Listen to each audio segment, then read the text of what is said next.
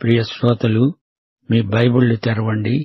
ఈ రోజున మనం లూకా సువార్త 3వ అధ్యాయం అధ్యయనం చేయబోతున్నాము.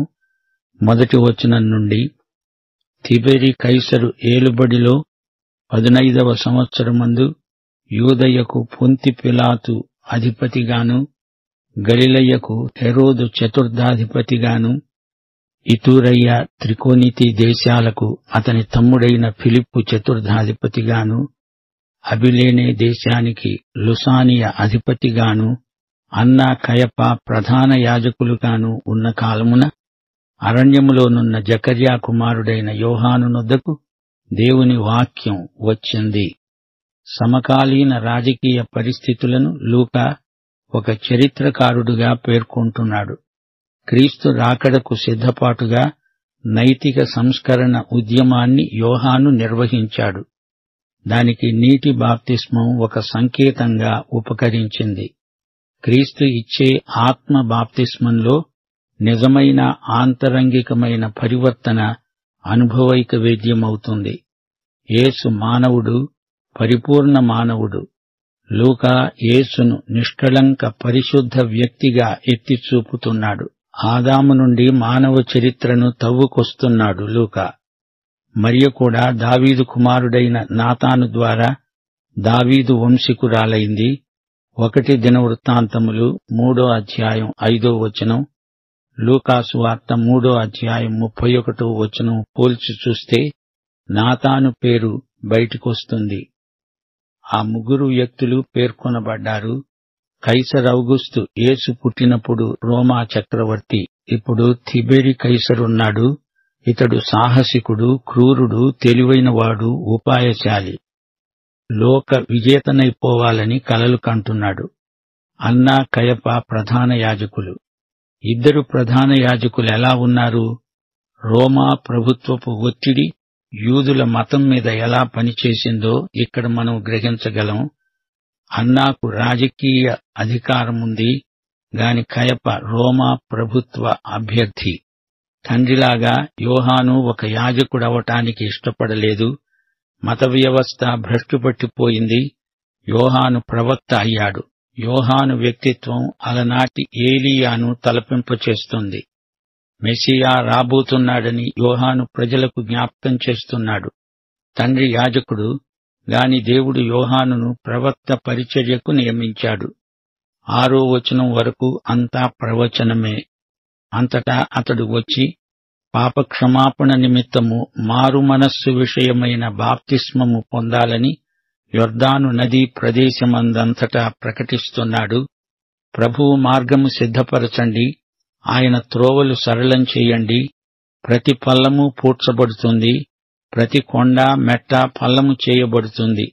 వంకర మార్గములు తిన్ననివవుతాయి, కరుకు మార్గాలు నున్నవి అవుతాయి.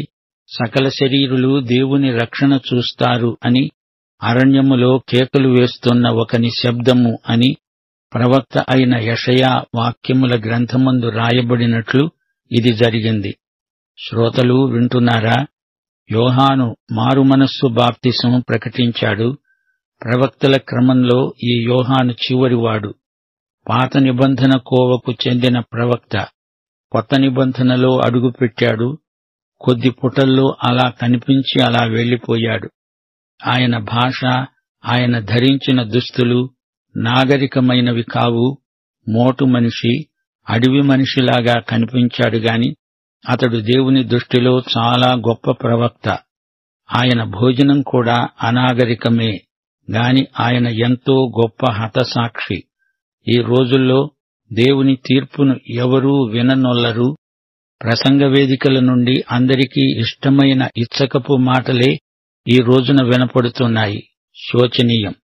బాప్తిస్మకుడైన యోహానులాగా ఎవడైనా సంఘ కాపరి మాట్లాడితే మరో ఆదివారానికి అతడక్కడ ఉండడు.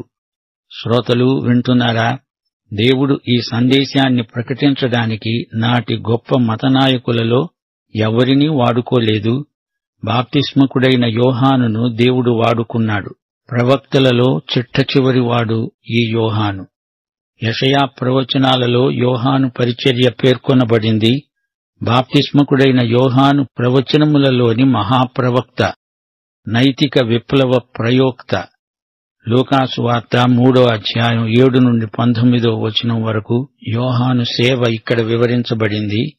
యోహాను తన చేత బాప్తిస్మము పొందవచ్చిన జనసమూహములను చూచి అన్నాడు, సర్పసంతానమా, రాబోయే ఉగ్రతను తప్పించుకోవడానికి మీకు బుద్ధి చెప్పిన వాడెవడు?